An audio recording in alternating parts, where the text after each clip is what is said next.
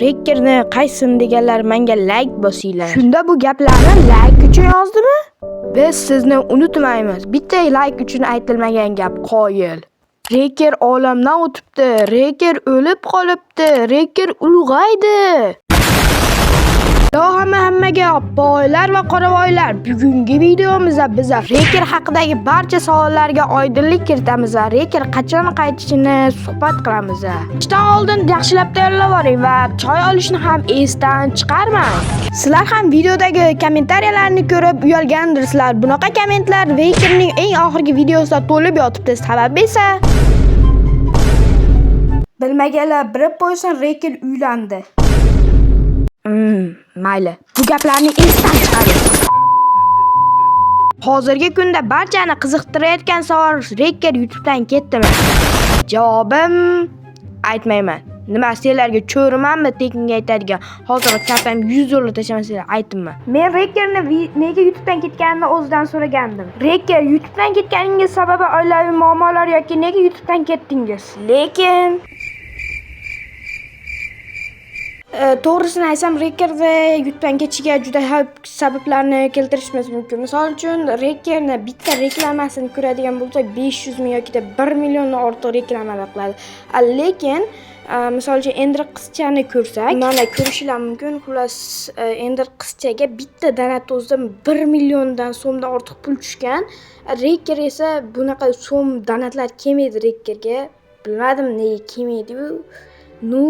Ender qizchaga shunaqa donatlar kelganda. Bundan tashqari bir kuni Discordda ko'rib qoldim. Xullas, Rekkerda Ender qizchaga yozganimi, bu haqiqatmi yo'q bilmayman.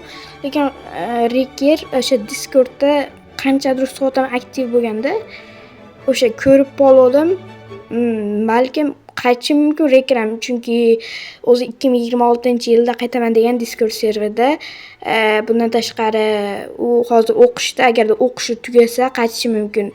Bilmadim, balki mana shu yozda o'qish tugar yoki-da mana shu kuzdan boshlab qaytar, lekin aniq qaytadi bu yil. To'g'ri, bu yerdan kam informatsiya olgan bo'lishingiz mumkin, lekin men sizlarga ishonaman. Agarda 500 ta like yig'ib bersalar, baribir 500 ta like yig'ibmaysizlar-ku.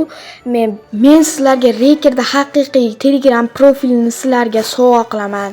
Xullas, o'sha video 50 ta like yig'ish kerak va men barchasini mexanizatsiyalashtirib, stop o'zi mexanizatsiyalash nima degani? Nima bor odamlar chiroyli gaplarni gapiradigan ahmoqlarni yaxshi ko'radi. Shuning uchun senga bergan ssenariyni gapir xolos. Mayli, mana gapiryapman-ku, tinch qo'y meni. Va men barchasini mexanizatsiyalaman. Barchasi aziz obunachilarimiz, ya'ni sizlar uchun. Xo'sh, endi yaxshi gapirdimmi?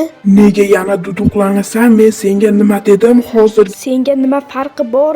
Nega yana meni tanqid qilaverasan? Yaxshi gapirdimmi? Mana shunaqa videomiz ham o'z nihoyasiga yetdi. Xullas, bu agarda Rekkerda nega YouTube'dan rostdan ham ketganini batafsilroq tushuntirib berishimni xohlasanglar, shu videoga 500 ta like hamda Telegram diskasini ham sovg'a qilib yuboraman. Sizlar bilan Prezident MC bo'ldi va biz videoni oxirida Rekkerni eslab o'tamiz. Qani ketdik.